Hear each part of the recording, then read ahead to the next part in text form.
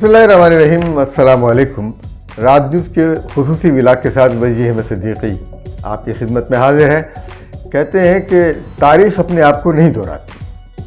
कुछ लोग कहते हैं कि तारीख़ हमेशा अपने आप को दोहराती है, लेकिन गुजरा हुआ वक्त वापस नहीं आता।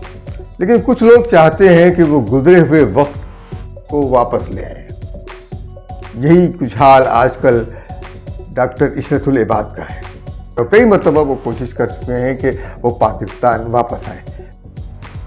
इशरतुल इबाद पाकिस्तान वापस आना चाहते हैं। क्यों, किस लिए? वो 14 साल सिंध के गवर्नर रहे, क्या उनका दिल नहीं भरा? इशरतुल इबाद के बारे में कहा जा रहा है कि वो वापस आ रहे हैं, उनको वापस लाया जा रहा है। कौन ला रहा है, किस लिए ला रहा है, ये आज हम सारे सवालों के जवाब तलाश करेंगे। इशरतुल इबाद को किस लिए, किसकी फरमाइश पर क्यों कर लाया जा रहा है। लेकिन इशरतुल इबाद पर कत्ल के कई मुकदमात थे। जब वो गवर्नर बने तो एनआरओ के जरिए उनको पाक किया गया था और उनके ऊपर 23 मुकदमात ऐसे थे जो संगीन नौयत के थे। उनमें कत्ल के मुकदमात थे, शायद उनमें हकीम मोहम्मद सईद के कत्ल का मुकदमा भी शामिल था। इशरतुल इबाद का जो रिकॉर्ड है वो अजीबो गरीब है। उनके ऊपर इस वक्त ये इल्जाम भी है कि वो इमरान फारूक कत्ल केस में मुलविस है। इमरान फारूक को 16 सितंबर 2010 को लंदन में चाकू मारकर कत्ल किया गया था। डॉक्टर इमरान फारूक जो एमकेएम के राब्ता कमेटी के चेयरमैन थे और अल्ताफ हुसैन ने उनको हटाकर इशरतुल इबाद को राब्ता कमेटी का चेयरमैन बनाया था। इशरतुल इबाद के खिलाफ फौजदारी मुकदमात इसलिए वापस लिए गए कि ये गवर्नर सिंध बन चुके थे और उन पर हुदूद ऑर्डिनेंस के तहत 1992 में मुकदमा कायम हुआ था जो मोहम्मद उमर के बेटे मोहम्मद हुसैन की शिकायत पर दर्ज हुआ था। इस मुकदमे में डॉक्टर इशरतुल इबाद मफरूर करार दिए गए और डॉक्टर सफदर बाकरी, अजहर अहमद, मोहम्मद रजा, चौधरी अरशद, असलम कालिया, इफ्तिखारुर रहमान को सजा हुई। वो खत्म नहीं हुई, लेकिन सिर्फ इशरतुल इबाद को माफ किया गया। फिर इशरतुल इबाद ने अपने सियासी मुखालिफ एमकेएम हकीकी के सदर दफ्तर बैतुल हमजा को मिसमार कर दिया। ये एक इंतहाई इक़दाम था। एनआरओ के नतीजे में अल्ताफ हुसैन के ऊपर से 72 मुकदमात खत्म हुए थे और फारूक सत्तार के ऊपर से 23 मुकदमात, और इन सब मुकदमात में ज्यादातर मुकदमात कत्ल के थे, बलवे और कत्ल के। ये मुकदमात खत्म हुए। इशरतुल इबाद सिंध के 30वें गवर्नर बने। बग़ैर ये एमकेएम से ताल्लुक रखते थे, लेकिन दरहकीकत फौजी आमिर जनरल परवेज मुशर्रफ का इंतखाब थे। इशरतुल इबाद ने अपने दौरे हुकूमत में एमकेएम अल्ताफ के मुखालिफिन को बड़े पैमाने पर ठिकाने लगाया। वो मुखालिफिन जिनकी वजह से अल्ताफ हुसैन की सियासत को धचका पहुंच रहा था। 14 साल गवर्नर रहने के बावजूद उन्होंने अपने शहर कराची की बेहतरी पर कोई तवज्जो नहीं दी। सिर्फ परवेज मुशर्रफ और अल्ताफ हुसैन की दरबारदारी और चापलूसी करते रहे। कराची जलता रहा और वो गिटार बजाते रहे, क्योंकि वो गिटार बजाने के बहुत शौकीन हैं। 14 साल गवर्नरी का ये दौर सिर्फ और सिर्फ दहशतगर्दी के बल पर गुजारा गया। जब ये दौर खत्म हुआ तो मुस्तफा कमाल जो इनके साथी थे, उस जमाने में कराची के मेयर थे, जब अल्ताफ हुसैन के ऊपर पाबंदी लग गई तो अपने भी पराये हो गए और उनमें सबसे आगे मुस्तफा कमाल थे। मुस्तफा कमाल जिनको अल्ताफ हुसैन ने मेयर बनाया और शहर का नाज़िम बनाया, और सारे काम जो हैं उन्होंने किसी और के किए हुए कामों पर फीते काटे, और 12 मई के वाकयात में भी वो मुलविस रहे। अल्ताफ हुसैन और परवेज मुशर्रफ के इशारों पर नाचने वाले मुस्तफा कमाल ने अल्ताफ हुसैन की तरफ से आंखें फेर। मुस्तफा कमाल ने अल्ताफ हुसैन के मुकाबले पर पाक सरजमीन पार्टी बनाई, तो इशरतुल इबाद ने مصطفیٰ کمال کی بدعنوانیوں پر سے پردہ اٹھایا، ایک دوسرے پر اپنے اپنے عہدوں کے ناجائز استعمال کا الزام لگایا، لیکن پھر پیچھے سے کسی اشارے پر ان دونوں کا احساس ہوا کہ اس طرح تو اپنے ہی کپڑے گندے ہو رہے ہیں۔ مصطفیٰ کمال نے پیش گوئی کر دی کہ اب عشرت العباد سندھ کے گورنر نہیں رہیں گے، لیکن حیرت کی بات یہ ہے کہ پرویز مشرف کا دور ختم ہونے کے باوجود پیپلز پارٹی کا دور شروع ہوا تو پیپلز پارٹی نے تمام دور حکومت میں عشرت العباد کو سندھ کا گورنر مقرر کیے رکھا، قائم کیے رکھا، اور مسلم لیگ نے بھی اپنے دور میں عشرت العباد کو گورنری کے عہدے سے نہیں ہٹایا، چجائے کہ وہ خود نہیں ہٹ گئے۔ جب وہ ہٹے تو جاں بلب بالکل بستر مرگ پر لیٹے ہوئے جسٹس سعید الزما کو گورنر سندھ بنا دیا گیا۔ وہ اسی صورتحال میں انتقال کر گئے اور سفر آخرت پر روانہ ہو گئے۔ آج بھی پیپلز پارٹی نے ایم کیو کے کھاتے میں ایک ایسے شخص کو گورنر سندھ کے طور پر قبول کیا ہے جس نے سندھ میں سندھی کلچر ڈے کے مقابلے میں مہاجر کلچر ڈے بنایا، جس سے صوبے میں لسانی نفرت کو فروغ ملنے کا اشارہ ملتا ہے۔ مہاجر کلچر ڈے کوئی کلچر ڈے نہیں ہے، مہاجر کوئی شناخت نہیں ہے، اس لیے کہ یو پی، بہار، حیدرآباد، دکن، راجستھان، ان سب کی سرحدیں الگ الگ ہیں اور وہاں سے آئے ہوئے لوگ ایک کلچر کے علمبردار نہیں ہو سکتے۔ یہ صرف نفرت اور تعصب میں کیا گیا ہے۔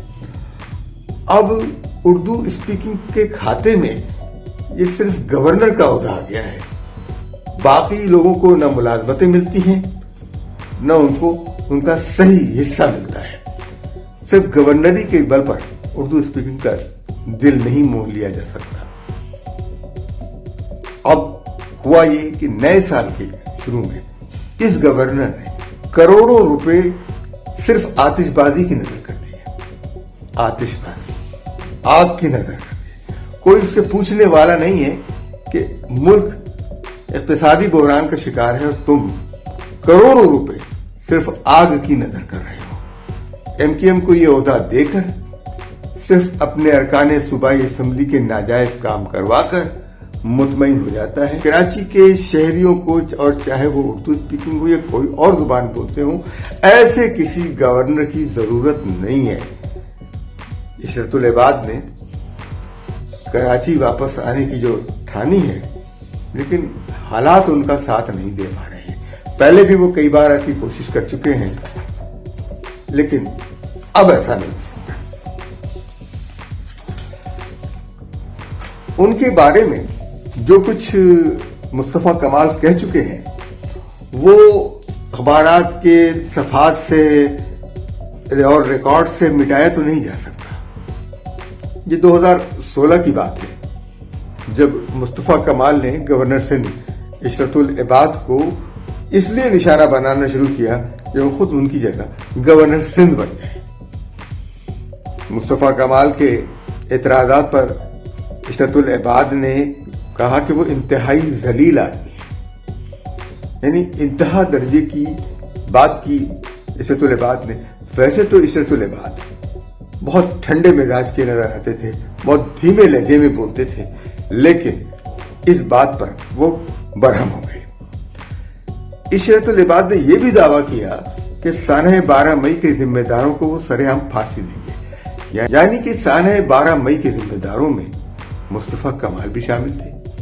یہ عشرت العباد کہنا چاہتے تھے۔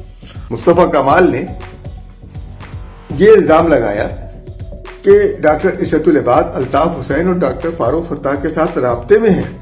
انہوں نے ڈاکٹر عشرت العباد کے بارے میں یہ بھی کہا کہ زمینوں پر فیصلے کے معاملات میں رشوت لینے کا وہ کوئی موقع ہاتھ سے نہیں جانے دیتے۔ آج مصطفیٰ کمال فاروق ستار کے ساتھ بیٹھے ہیں۔ یہ ان کا کردار ہے جس فاروق ستار کے الطاف حسین کے ساتھ رابطے تھے، اور مہاجر کلچر ڈے بنا رہے ہیں. پہلے پاک سرزمین پارٹی بنائی اور اب مہاجر کلچر ڈے بنا رہے ہیں. انہوں نے جب الزام لگایا اشرت العباد پر تو اشرت العباد نے کہا کہ کراچی میں 12 مئی کے سانحے کو انجام دینے والوں کو ہر قیمت پر انصاف کے کٹہرے میں لایا جائے گا. انہوں نے مزید کہا کہ ہم کراچی میں 12 مئی کے سانحے کے تمام ذمہ داروں کو سرے عام پھانسی دیں گے، چاہے ان کا تعلق کسی بھی پارٹی سے ہو. سابق چیف جسٹس افتخار محمد چودھری کی 12 مئی 2007 کو سندھ ہائی کورٹ ایسوسی ایشن کے خطاب کے لیے کراچی آمد پر وکلا سمیت 40 سے زیادہ افراد مارے گئے تھے، قتل ہوئے تھے، سڑکوں پہ لاشیں پڑی تھیں. اور اس کا ذمہ دار کون تھا؟ مصطفیٰ کمال یا اشرت العباد یا دونوں؟ یہ آپ فیصلہ کر لیں. اشرت العباد نے بلدیہ فیکٹری کے سانحے کی طرف اشارہ کرتے ہوئے کہا کہ ہم نے ان لوگوں کو پکڑنے کا فیصلہ کیا ہے جنہوں نے بے گناہ لوگوں کو جلایا اور بعد میں متاثرین کے معاوضے کی رقم میں غبن کیا. کیا ان میں بھی مصطفیٰ کمال شامل تھے؟ یہ معاملہ بھی حل ہونا چاہیے. بے گناہ 300 کے قریب لوگ زندہ جلائے گئے، لیکن کیا ان کا خون گاجر مولی کی طرح سے تھا، بھیڑ بکریوں کی طرح سے تھا؟ کہ آج تک ان کے مجرموں کو سزا نہیں دی گئی؟ اصل مجرموں کو جو پسے پش تھے، جو بھتے مانگتے تھے، ان کو انصاف کے کٹہرے میں نہیں لایا گیا؟ چاہے وہ مصطفیٰ کمال ہو، چاہے وہ اشرت العباد ہو، ان دونوں سے پوچھ گچھ ہونی چاہیے کہ کون تھا. جاباد اسلحہ کیس کے بارے میں اشرت العباد نے کہا کہ کراچی کی تاریخ میں اسلحے کے سب سے بڑے ذخیرے کو ڈمپ کرنے میں ملوث ملزمان کے بارے میں تحقیقات جاری ہے. یہ اسلحہ فوج، رینجرز اور دیگر سیکورٹی فورس کے ساتھ لڑنے کے لیے جمع کیا گیا تھا. یہ کس نے جمع کیا تھا؟ اشرت العباد کو بطور گورنر اس بات کا علم تھا تو پہلے کیوں نہیں بتایا؟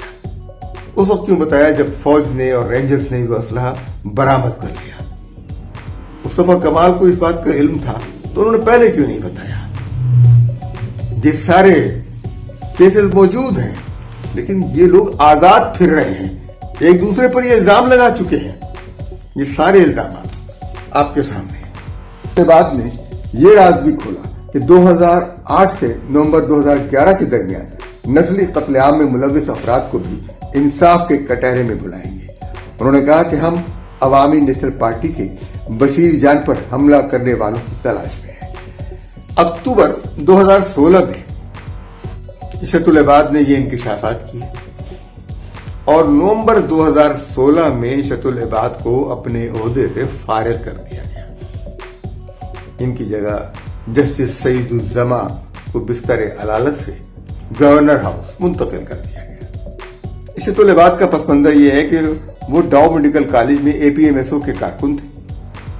1990 میں صوبائی اسمبلی کا الیکشن لڑا اور جام صادق علی کی کابینہ کے وزیر بنے.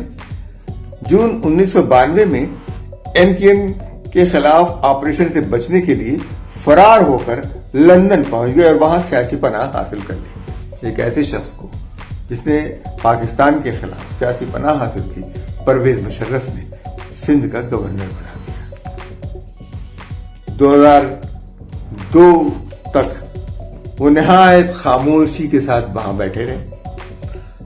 تب الطاف حسین نے ڈاکٹر عمران فاروق کو ہٹا کر انہیں MKM کا کنوینر بنایا اور انہیں 27 دسمبر 2002 کو پرویز مشرف نے سندھ کا گورنر بنا دیا. 2015 میں جب MKM کے خلاف آپریشن شروع ہوا تو الطاف حسین نے کہا میرے گھر 90 پر چھاپا مارا گیا اور میری بہن کے گھر چھاپا مارا گیا، لیکن گورنر نے کوئی نوٹس نہیں لیا، اس کی مذمت تک نہیں کی. انہوں نے براہ راست اشرت العباد سے شکوہ کیا. الطاف حسین نے واضح طور پر کہہ دیا کہ اشرت العباد کی MKM سے کوئی نظریاتی اور سیاسی وابستگی نہیں رہی وہ پارٹی کا کارکن نہیں ہے، وہ اسٹیبلشمنٹ اور وفاقی حکومت کی نمائندگی کرتا ہے۔ عشرت العباد نے الطاف حسین کے ان بیانات کی تردید کی اور کہا کہ یہ سب کچھ مصطفیٰ کمال کی کارستانی ہے۔ مصطفیٰ کمال کیا یہ چاہیں گے کہ عشرت العباد واپس آئیں، جبکہ وہ فاروق ستار کے ساتھ ہاتھ ملا چکے ہیں، جس فاروق ستار کو وہ نہیں دیکھنا چاہتے تھے، لیکن فاروق ستار تو موجود ہے۔ فاروق ستار نے کہا کہ عشرت العباد اب ایم کیو ایم سے وابستہ نہیں ہے۔ یہ الطاف حسین کے اشارے پر کہا۔ انہوں نے کہا عشرت العباد اب فاروق ستار نے الطاف حسین کے اشارے پہ کہا کہ فاروق ستار نے کہا کہ عشرت العباد اب ایم کیو ایم سے وابستہ نہیں ہے۔ انہوں نے عشرت العباد کو اسٹیبلشمنٹ کا نمائندہ کہا۔ 11 مئی 2015 فاروق ستار نے عشرت العباد سے استعفیٰ دینے کا مطالبہ کیا کیونکہ وہ پارٹی کے سیاسی کردار کے تحفظ کے لیے مناسب اقدامات کرنے میں ناکام رہے۔ انہوں نے کہا کہ ایم کیو ایم کو نشانہ بنایا گیا، انہوں نے کچھ نہیں کیا۔ فاروق ستار نے کہا کہ وہ ہمارے کارکنوں کی گمشدگیوں اور ٹارگٹ کلنگ اور ایم کیو ایم سے وابستہ افراد کے ساتھ کیے جانے والے سلوک سے آگاہ ہے، لیکن انہوں نے کچھ نہیں کیا۔ فاروق ستار نے کہا کہ کراچی میں آپریشن ایم کیو ایم کی درخواست پر شروع کیا گیا تھا، لیکن اس نے اپنا رخ ایم کیو ایم کی طرف ہی کر لیا۔ عشرت العباد سے 2011 کے بعد الطاف حسین کے اختلافات شدید ہو گئے تھے۔ اس سے قبل 12 سال کے دوران عشرت العباد کو الطاف حسین نے کئی مرتبہ لندن بلایا، استعفیٰ مانگا۔ عشرت العباد نے انہیں استعفیٰ دے دیا، لیکن استعفیٰ لینے کے بعد انہوں نے استعفیٰ مسترد کر دیا۔ جون 2011 کے بعد تو ایسا ہوا کہ عشرت العباد کراچی چھوڑ گئے اور کئی مہینوں تک وہ واپس نہیں آئے۔ تب الطاف حسین نے انہیں خود کراچی واپس جانے اور اپنا منصب دوبارہ سنبھالنے کے لیے کہا۔ وہ دوبارہ آئے اور انہوں نے اپنا منصب دوبارہ سنبھالا۔ یہ ایک کہانی تھی عشرت العباد کی واپسی۔ کیا ٹارزن کی واپسی ہے؟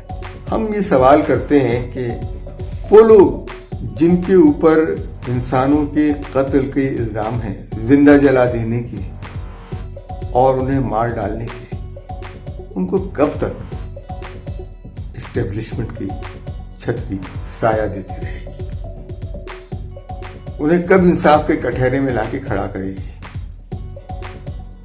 آج 9 مئی کے ذمہ داروں کو سزائیں مل رہی ہیں، تو 12 مئی 2007 کے ذمہ داروں کو کون سزا دے گا؟ اسی سوال کے ساتھ اپنے میزبان وجیح احمد صدیقی کو اجازت دیجیے۔